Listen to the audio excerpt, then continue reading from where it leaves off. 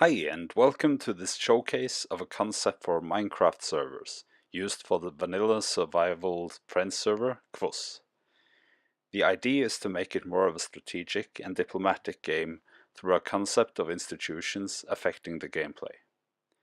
Before I explain this concept more deeply, I will tell a bit of the story behind the concept. Then I will explain the concept with examples and outcomes, and finally I'll give some reflections to the experience. Originally, we were a group of Norwegian friends who started a friend server with no rules. We had each our projects and helped each other out. But after a while we had the idea that we wanted to make more of an organized society out of it. To promote this, rules were added, including giving biome types monopolies. For example, spruce was only to be harvested in taigas, farming on plains, sand and cactus from deserts, and so on. We then chose each our place, defined by biome borders, built our societies, set rules to be followed when in that land, and traded resources with each other. To hinder self-sustainability and secure pristine lands for new players, the territories not part of any land was kept mostly intact. Note that as a vanilla server, there are no plugins or anything to make sure that the rules are followed. So as a friend server, it was all based on trust, a prerequisite for this whole concept. With new updates to Minecraft, we started a new server called CvOsS. This time we changed the concept drastically. In order of making it more dynamic and interesting, we removed most of the rules, also the monopolies of the biomes. As in the previous server, each player could claim lands, no more limited by biome borders, and set the rules he wished there. But in the place of the many rules in previous server, we now added a concept of what we called institutions. By making a fitting building, a player could make a rule for everyone to follow. The rule would be published on our common web page on Trello, applying for adding the new rule. If the other players saw the power of the rule fit the significance of the manifestation, and also see them fit together, the rule would be added. Now each player could change the game, forcing his preferred rules on the other players. This initialized a game of politics, diplomacy, and a bit of strategy in Minecraft. Jumping into the history of the server, the first institution was what we may call an economic institution. In the lands of Midtjylland, a sawmill called Birksaga was built. It claimed 1 out of every 8 blocks of birch harvested. The other players acknowledged it, and from then on, every player had to give 1 out of every 8 pieces of birch harvested to Birksaga. One other example of an institution is greedy sloth. It limited the amount of each resource a player could store, except for in shops open for customers. When considering adding the rules of the institutions, the players were obliged to consider them objectively in relation to a set of criteria. The interests of each player would therefore not decide whether a rule would be adopted or not, but rather the principles of the server. What kind of rules one could make was also limited by the 5 universal Minecraft rights: to mine, to craft, to adventure, to not play Minecraft, and to make institutions. Another institution, a parliament called the Tinget, allowed rules to be formed in-game. In that parliament, each player could vote for the rules they saw fit for themselves, and downvote the others. Also, unlike the rules set through Trello, rules adopted by Lilletinget could be broken by the players at will. But they had to confess their offenses in a book in Lilletinget, Trassboka. One of the few rules adopted by the parliament was the banning of fake sugarcane.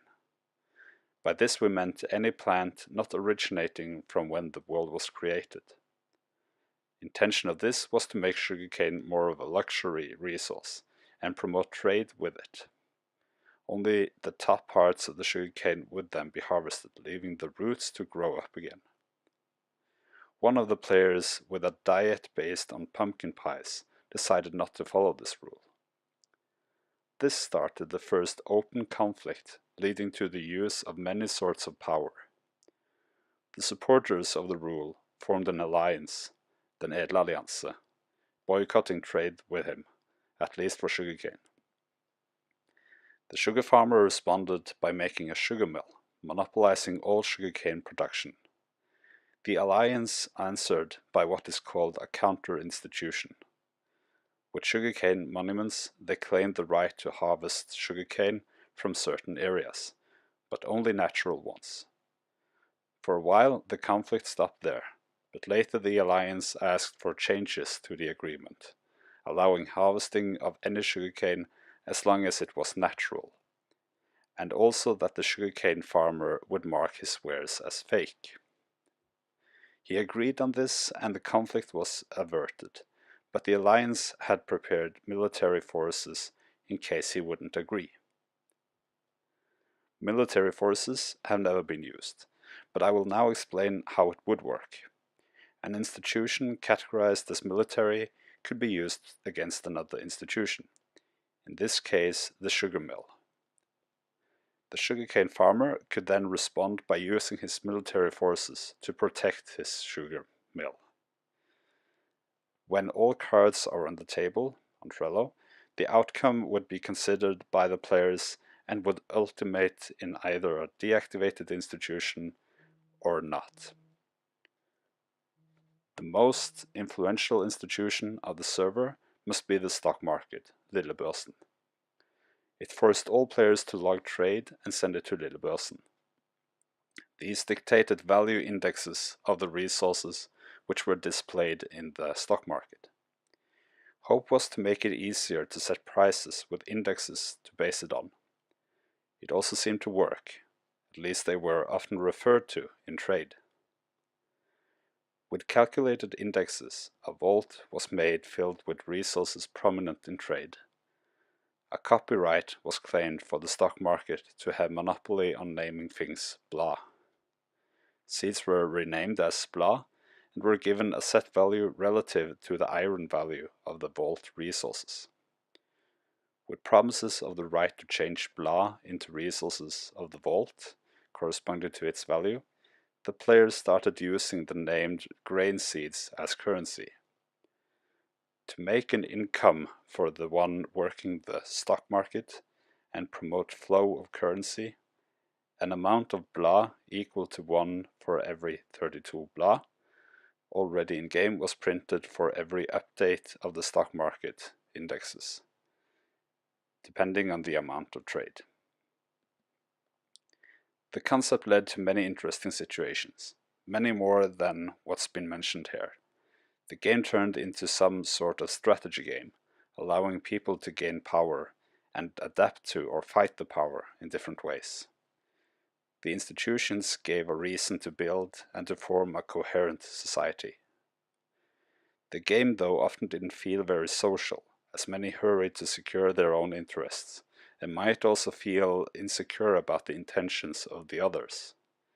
The social side of it was how the institutions forced players to adapt to each other and their rules. A great challenge was to add new players and have them properly integrate the rules, as the players were left for self-policing. A player not following the rules would remove the whole point of the server and its concept. It's been an interesting story to experience, and I'm very happy with the development of the concept. Hope the concept and its story may be of interest to others, and would love any constructive feedback on it. Thanks for watching.